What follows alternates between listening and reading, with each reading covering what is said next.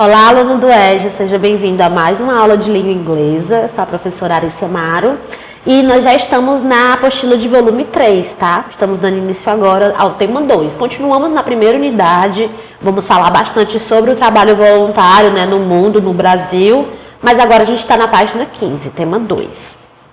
Então vamos lá. Nesse tema você verá exemplos de organizações que coordenam a atuação de inúmeros voluntários ao redor do mundo. Além disso, você vai exercitar a leitura e a interpretação de textos, aumentar o seu vocabulário e aprimorar a construção de frases em inglês. What do you already know? Né? O que você já sabe. Pense nos principais problemas sociais e climáticos do mundo. Em que momentos ou situações você acha que o trabalho voluntário é necessário? De quem é a responsabilidade de garantir os direitos fundamentais dos cidadãos e cidadãs? Direito à vida, liberdade, religião, saúde, educação, moradia, etc.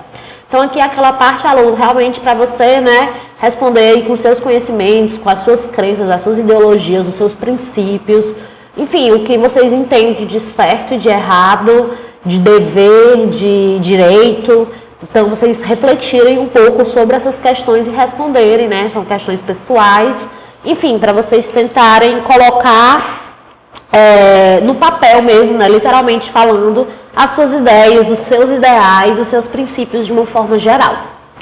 E aí nós temos a primeira atividade, The International Committee of the Red Cross, o Comitê Internacional da Cruz Vermelha.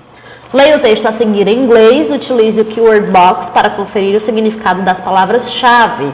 Elas ajudarão você a compreender o texto. Adicione as novas palavras ao seu glossário. E aí nós temos o texto, né? Peço que você abra a apostila, nós estamos na página 15. Começa o texto na página 15 para poder a gente acompanhar essa leitura do texto que vai ser toda em língua inglesa, como geralmente a gente faz, né? The Red Cross, a Cruz Vermelha. One of the oldest and most active volunteering organizations is the International Committee of the Red Cross, ICRC. It is a neutral and independent organization founded in 1863 in Geneva, Switzerland, with the aid of a local man called Henri Dunant. He was the author of a book about the necessity of helping victims of war and violent conflict.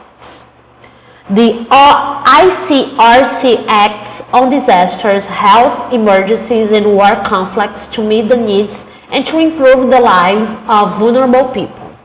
In 2009, volunteers donated the equivalent to $6 billion, helping 30 million people. In 2014, the organization was present in over 80 countries and employed 13,000 people around the world. The actions of the Red Cross are guided by 7 fundamental principles: humanity, impartiality, neutrality, independence, voluntary service, unity and universality. E aí nós temos a primeira atividade com base nesse texto, que se fala assim, está na página 17. Com base no texto anterior, traduza os princípios do Comitê Internacional da Cruz Vermelha. Lembre-se de que as similaridades entre português e inglês podem ajudá-lo a fazer essa atividade. Então, a gente tem esses princípios, né, da Cruz Vermelha. Em inglês, a gente tem só que traduzir. O primeiro é o humanity, que, obviamente, não é um falso cognato, vai ser humanidade.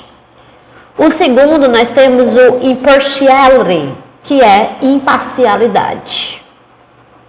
Depois nós temos o neutrality, que é a neutralidade. O próximo, independence, independência. O próximo, volunteering service, serviço voluntário. O próximo, unity, unidade. E o último, universality, universalidade. Então, vou repetir só as traduções: humanidade, imparcialidade, neutralidade, independência, serviço voluntário, unidade e universalidade. As respostas da primeira atividade. Na segunda, answer the following questions by filling in the gaps You can underline the information you are looking for in the text and transcribing it to the gaps. Responda as seguintes perguntas preenchendo as lacunas. Você pode sublinhar as informações que está procurando no texto e transcrevê-las nas lacunas. Então a gente tem, por exemplo, algumas perguntas, né? What is one of the oldest and most active voluntary organizations in the world? One of the most active volunteer organizations in the world is the... E aí tem um espaço para a gente responder. When and where was the ICRC founded? The ICRC was founded in... Tem um tracinho e um outro tracinho. How many workers did this organization have in 2014? In 2014, this organization had...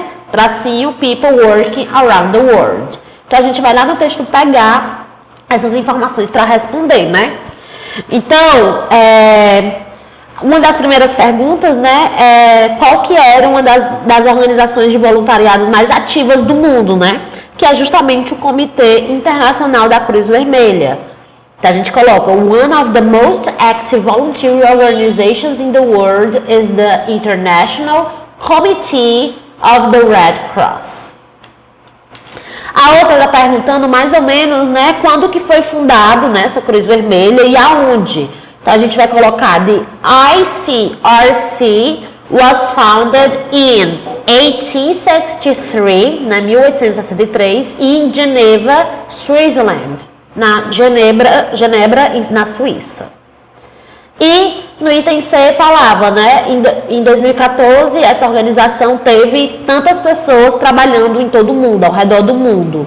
A informação é 13 mil. In 2014, this organization had 13,000 people working around the world. Então todas essas são informações que a gente pega, né, do texto que a gente leu em língua inglesa. Did you know? No finalzinho da página 17, a gente tem um did you know, não, você sabia? Ubuntu. Em várias regiões do mundo, ideias de ações voluntárias fazem parte de raízes culturais. Na África do Sul, o termo Ubuntu é visto como uma filosofia e uma visão de mundo. O conceito de Ubuntu define a relação entre o indivíduo e os outros. Uma pessoa só é uma pessoa por meio de outras pessoas. Ou seja, os indivíduos precisam de outras pessoas para sobreviver. De acordo com o arcebispo emérito da Igreja Anglicana na cidade do Cabo, Desmond Tutu, ninguém se torna humano sozinho. Quando alguém desenvolve um Ubuntu como qualidade, é imediatamente reconhecido por ser generoso. Para o religioso, as pessoas pensam em si mesmas como indivíduos, que não dependem dos outros, mas todos estão conectados e tudo que uma pessoa faz afeta todas as outras. Assim, quando alguém é capaz de praticar o bem, ele se espalha e pode atingir toda a humanidade. Há quem diga que Nelson Mandela também falou sobre a filosofia sul-africana do Ubuntu. Conta-se que ele teria explicado, em certa ocasião, que quando um viajante passa por qualquer aldeia ou vilarejo, ele é acolhido, recebendo água e comida sem que precise pedir. Essa seria uma das outras muitas características do Ubuntu. Uma delas fala sobre o enriquecimento. Quando alguém deseja enriquecer, a pergunta que a pessoa deve se fazer é: trabalharei e, se enriquecer, irei fazê-lo com a intenção de contribuir para que a minha comunidade possa melhorar?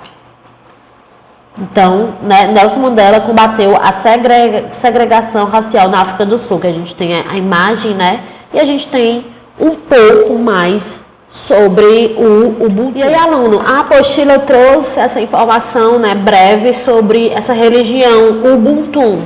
E aí eu pesquisei um pouco mais e eu trouxe aqui esse artigo do pordentrodaafrica.com, que vai explicar um pouquinho a mais sobre essa filosofia, né? Aqui começa com Ubuntu, a filosofia africana que nutre o conceito de humanidade em sua essência. Então vamos acompanhar. Como eu falei, eu peguei do pordentrodaafrica.com. Quem escreveu esse texto foi a Natália da Luz. Uma sociedade sustentada... ela começa falando assim, a Natália, né? O Rio, né? Como se fosse assim, Rio de Janeiro, enfim. Uma sociedade sustentada pelos pilares do respeito e da solidariedade faz parte da essência de Ubuntu. filosofia africana que trata da importância das alianças e do relacionamento das pessoas uma com as outras. Na tentativa da tradução para o português, Ubuntu seria humanidade para com os outros. Uma pessoa com Ubuntu tem consciência de que é afetada quando os seus semelhantes são diminuídos ou são oprimidos.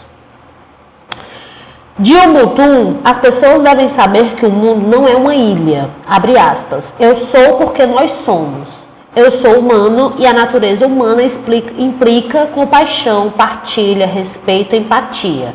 Detalhou em entrevista exclusiva ao Por Dentro da África o Dirk Low, o doutor em filosofia africana pela Universidade de Stellenbosch, na África do Sul. Dirk conta que não há uma origem exata da palavra. Estudiosos costumam se referir ao Ubuntu como uma ética antiga que vem sendo usada desde tempos imemoriais. Alguns pesquisadores especulam sobre o Egito Antigo, parte de um complexo de civilizações, do qual também faziam parte as regiões ao sul do Egito, atualmente no Sudão, Eritreia, Etiópia e Somália. Como local de origem do Ubuntu como uma ética, mas o próprio fundamento do Ubuntu é geralmente associado à África subsaariana e às línguas Bantu, grupo etnolinguístico localizado principalmente na África subsaariana. No fundo, esse fundamento tradicional africano articula um respeito básico pelos outros. Ele pode ser interpretado tanto como uma regra de conduta ou ética social. Ele descreve tanto o ser humano como um ser com os outros e prescreve que ser com os outros deve ser tudo. Como tal, o Ubuntu adiciona um sabor e momento distintamente africanos a uma avaliação descolonizada, contou o especialista e membro fundador da South African Philosopher Consultants Association. Na esfera política, o conceito é utilizado para enfatizar a necessidade da união e do consenso nas tomadas de decisão, bem como na ética humanitária. Dirk lembra que também existe o aspecto religioso, assentado na máxima Zulu, uma das 11 línguas oficiais da África do Sul. O Muntu Ginabuntu, uma pessoa através de outras pessoas, que aparentemente parece não ter conotação religiosa na sociedade ocidental, mas está ligada à ancestralidade. A ideia de Ubuntu inclui respeito pela religiosidade, individualidade e particularidade dos outros. Ubuntu ressalta a importância do acordo ou consenso. A cultura tradicional africana, ao que parece, tem uma capacidade quase infinita para a busca do consenso e da reconciliação. Embora possa haver uma hierarquia de importância entre os oradores, cada pessoa recebe uma chance igual de falar até que algum tipo de acordo, consenso ou coesão do grupo seja atingido. Esse objetivo importante é expresso por palavras como simonier, nós somos um, ou seja, a união faz a força, e slogans como uma lesão é uma lesão para todos. O uso da palavra com a democracia na África do Sul. Quase após 5 décadas da segregação racial apoiada pela legislação, o processo de construção da África do Sul no pós-apartheid exigia igualdade universal, respeito pelos direitos humanos, valores e diferença.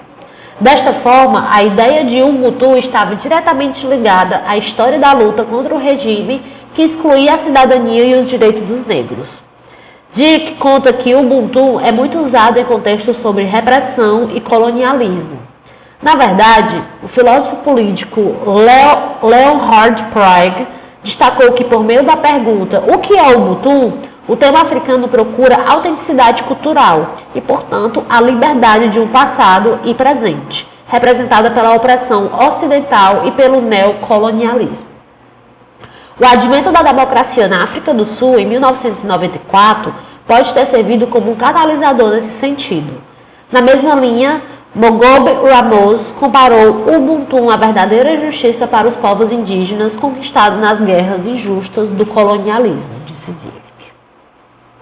O filósofo acredita que é preciso reconhecer a diversidade de línguas, histórias, valores e costumes, os quais constituem a sociedade sul-africana. Como exemplo, ele cita que os sul-africanos brancos tendem a chamar todas as práticas da medicina tradicional africana de bruxaria e rotular todos esses praticantes como curandeiros. No entanto, de acordo com a obra Ubuntu Management and Motivation de Johan Brudrick, há pelo menos 5 tipos de médicos nas sociedades tradicionais africanas, e os curandeiros estão sendo apontados como algo ruim pelos próprios africanos. Por outro lado, a cooperação dos outros curandeiros tradicionais é vital em iniciativas de cuidados de saúde primários, como planejamento familiar e programas de imunização. Individualismo e Ubuntu. O professor de filosofia conta que o individualismo ressalta aspectos aparentemente solitários da existência humana, em detrimento dos aspectos comuns. Para o coletivista, a sociedade nada mais é que um grupo ou uma coleção de solitários indivíduos. No Ocidente, o individualismo muitas vezes se traduz em uma competitividade impetuosa. Isso está em contraste com a preferência africana para a cooperação, o trabalho em grupo ou o xoxolosa, trabalho em equipe. Existem aproximadamente 800 mil Stockwells na África do Sul, que são empresas comuns ou empreendimentos coletivos, tais como clubes de poupança e sociedades funerárias. A economia Stockwell poderia ser descrita como capitalismo concisa, com humanidade, ou uma forma socialista do capitalismo. Fazer lucro é importante, mas nunca se envolve a exploração de outros. Como tal, os Stockwell são baseados no sistema de família alargada, explicou Dirk. Desde 1990, a palavra vem sendo usada por muitas personalidades sul-africanas, como Nelson Mandela, Desmond Tutu, Walter Sisulu, ativista africano contra o apartheid, e Credo Mutwa, Sangoma, representante da medicina tradicional africana. O conceito de Ubuntu inspira além das fronteiras africanas e indica uma forma de tratar o semelhante como o melhor caminho para a humanidade. E aí a gente tem, um pouquinho sobre também frases e tudo mais sobre o que o Nelson Mandela falou, Nelson Mandela, Prêmio Nobel da Paz de 1993. Um viajante em visita à África do Sul poderia parar em uma aldeia sem ter que pedir comida ou água. Uma vez que ele para, as pessoas dão-lhe comida. Este é o aspecto do Ubuntu, mas o Ubuntu tem vários aspectos. O Ubuntu não significa que as pessoas não devem enriquecer. A questão, portanto, é: você vai fazer isso e permitir que a comunidade ao seu redor possa melhorar? O Desmond Tutu, que também ganhou o Prêmio Nobel da Paz de 1984, abre aspas, é a essência do ser humano. Ele fala do fato de que minha humanidade está presa e está indissoluvelmente ligada à sua. Eu sou humano porque eu pertenço. Ele fala sobre a totalidade, sobre a compaixão. Uma pessoa com Ubuntu é acolhedora, hospitaleira, generosa, disposta a compartilhar. A qualidade do Ubuntu dá às pessoas resiliência, permitindo-as sobreviver e emergir humanas, apesar de todos os esforços para desumanizá-las. Fecha aspas. A proposta de família alargada, que abraça toda a comunidade fortalecida a partir da ajuda mútua, sanando o sofrimento alheio, traz consigo a ideia da superação de diferentes tipos de discriminação, relacionados, por exemplo, à cor da pele, gênero, orientação sexual e religião. Deve ficar claro que o Ubuntu se opõe à discriminação negativa, seja contra homossexuais, mulheres ou por motivos de raça. No entanto, pode-se argumentar que a compreensão de Tadeusz Metz, filósofo americano, se resume a uma interpretação liberal, emancipatória do Ubuntu. Nem todas as versões ou interpretações de Ubuntu são iguais, completou o Dirk. Então, aqui com esse artigo a gente consegue entender um pouco mais sobre essa filosofia, que eu acredito que não é muito assim de fácil acesso, não é muito falado, A gente fala sobre algumas filosofias, algumas religiões, mas ela não é tão conhecida assim, não é tão pregada, entre aspas, essa palavra, essa filosofia de vida. E mostra algo bem interessante, bem cultural, porque foi logo após todas as coisas que aconteceram durante, a apartheid, todas as questões de discriminação, de segregação, e aí mostra até uma certa evolução, daquela sociedade como um todo.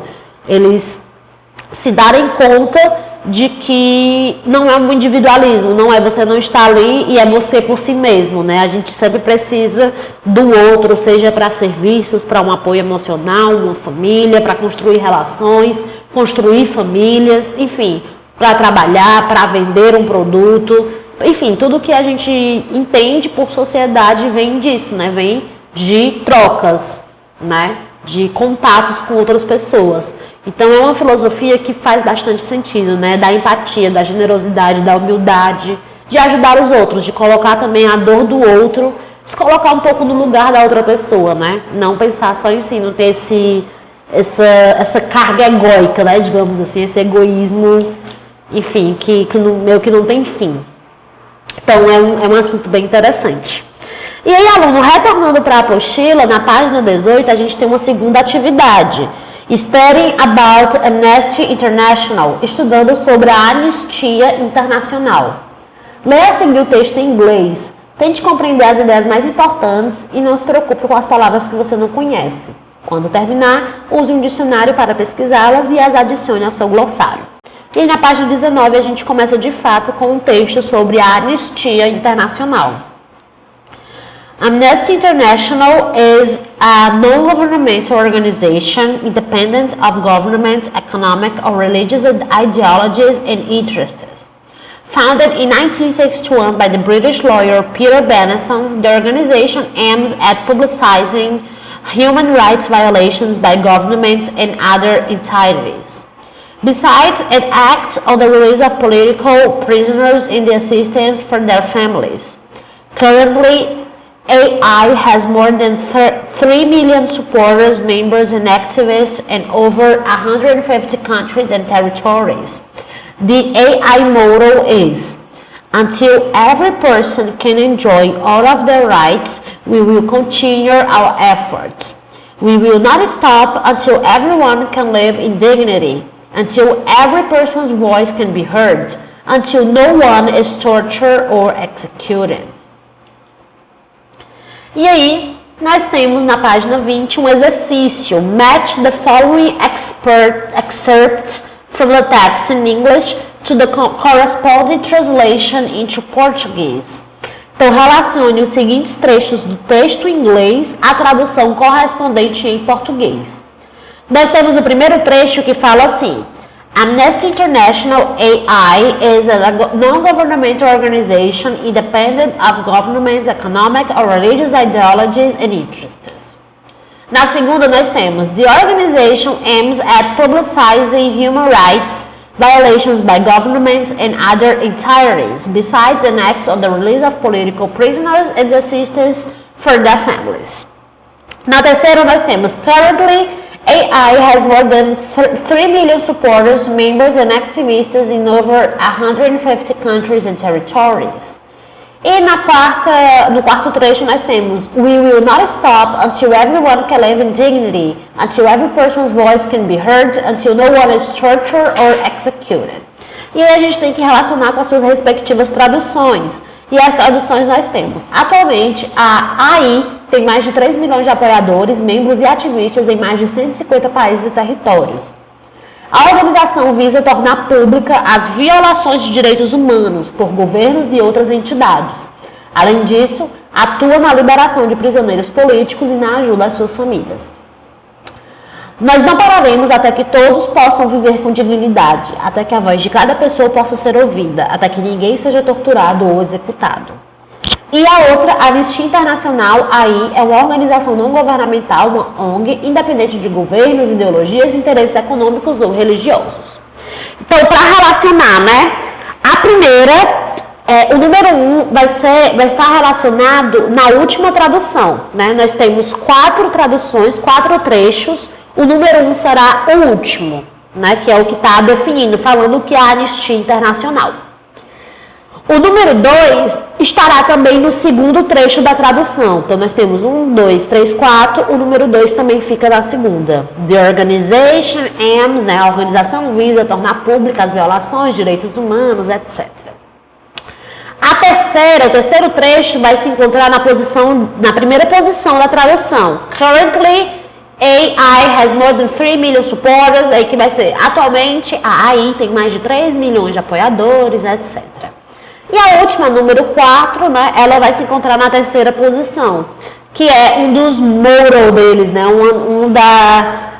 moral é o que a gente pode chamar de mensagem motivacional, digamos assim, né, aquela mensagem que você carrega para a vida, o seu lema, digamos assim.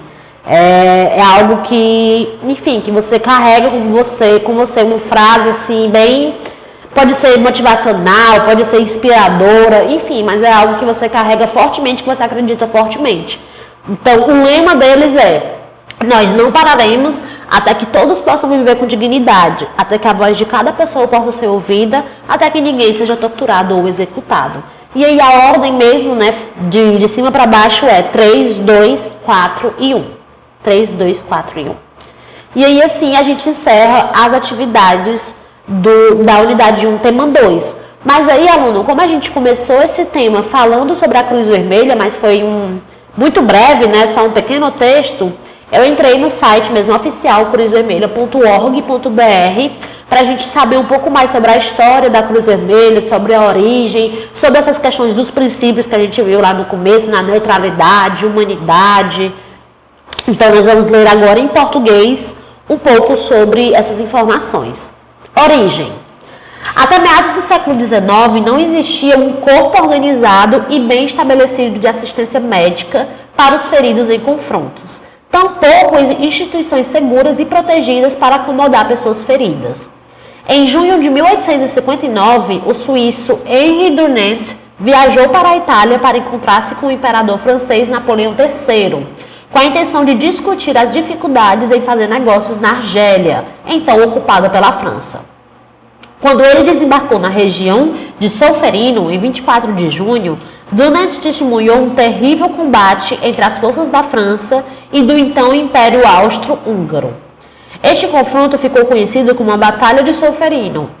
Esse enfrentamento fez parte da Segunda Guerra de Independência da Itália. Em um único dia, 40 mil soldados morreram ou foram deixados feridos no campo de batalha.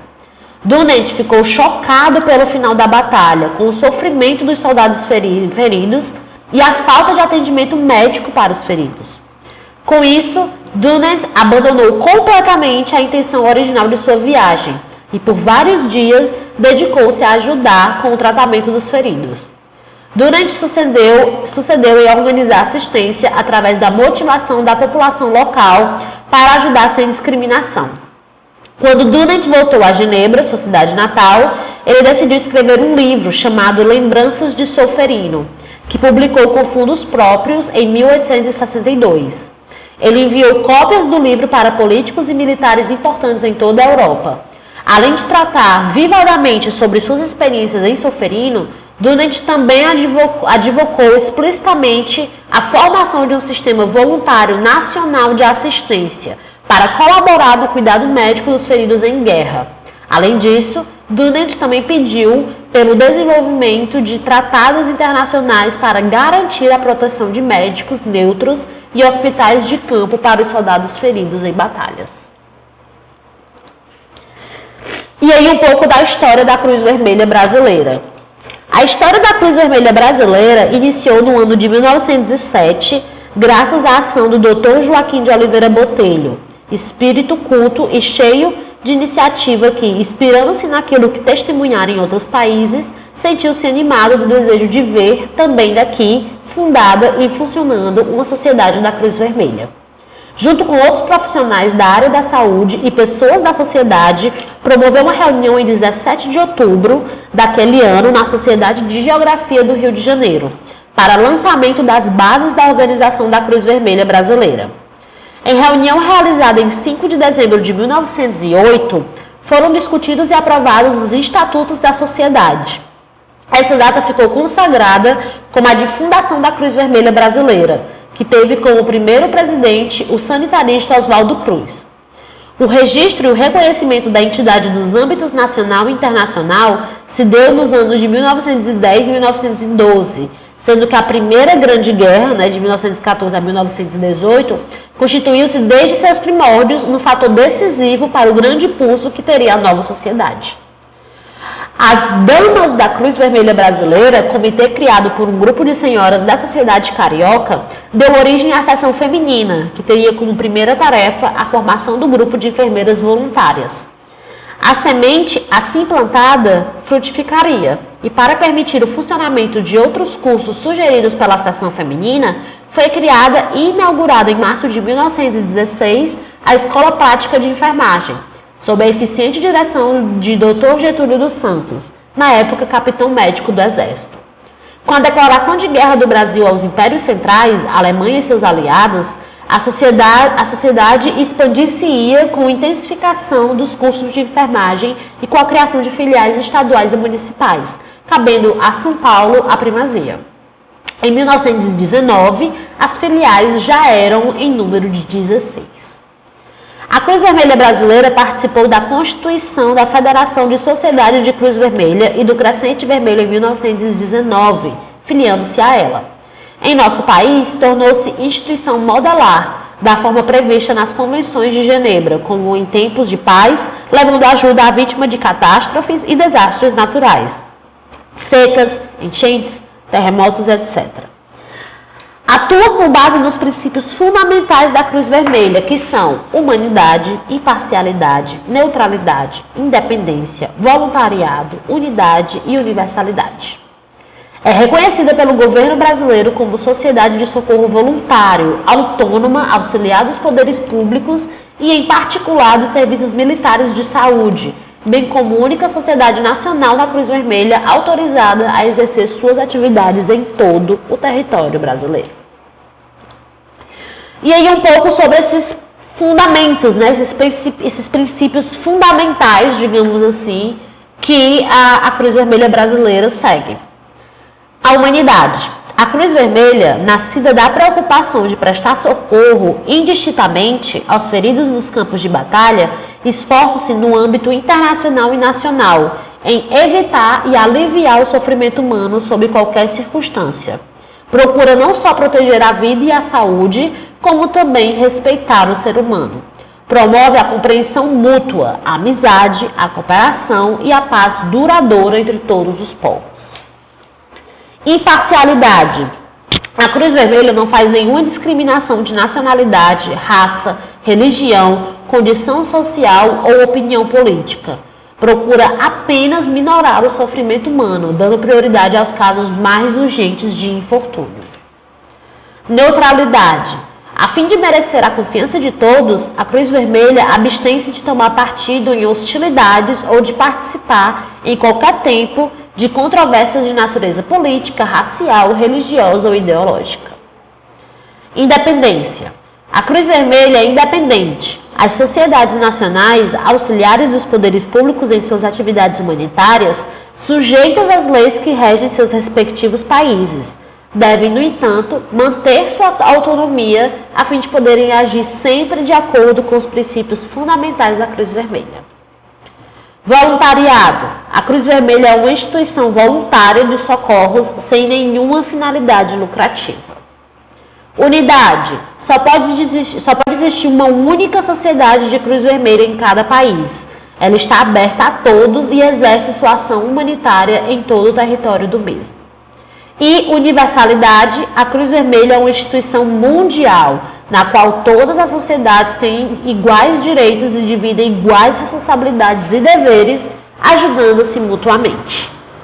Então, aqui aprendemos um pouco mais, né? A gente escuta muito falar, mas enfim, essas questões dos princípios, de origem, nem todo mundo sabe, né? Nem todo mundo tem esse conhecimento assim. Não é uma coisa que é tão falada, digamos assim, só quando rola, né, uma catástrofe, alguma coisa, aí surge novamente na mídia, nos jornais, né? Mas, enfim, é uma instituição, né, que existe há muito tempo, como a gente viu, não só aqui no Brasil, que tem esses princípios, né, e que é basicamente para isso, para ajudar, para tentar minorizar no que puder, diminuir o máximo que for possível o sofrimento humano, né, causado por essas coisas que a gente viu, né, por guerras, por catástrofes, por situações naturais, enfim. Então foi isso a nossa aula de hoje, aluno. Espero que você tenha gostado, que você tenha expandido um pouco mais, né, os seus horizontes em relação a ideologias, a filosofias, enfim, a religiões. E é isso. Vejo você na próxima aula. Bye, bye.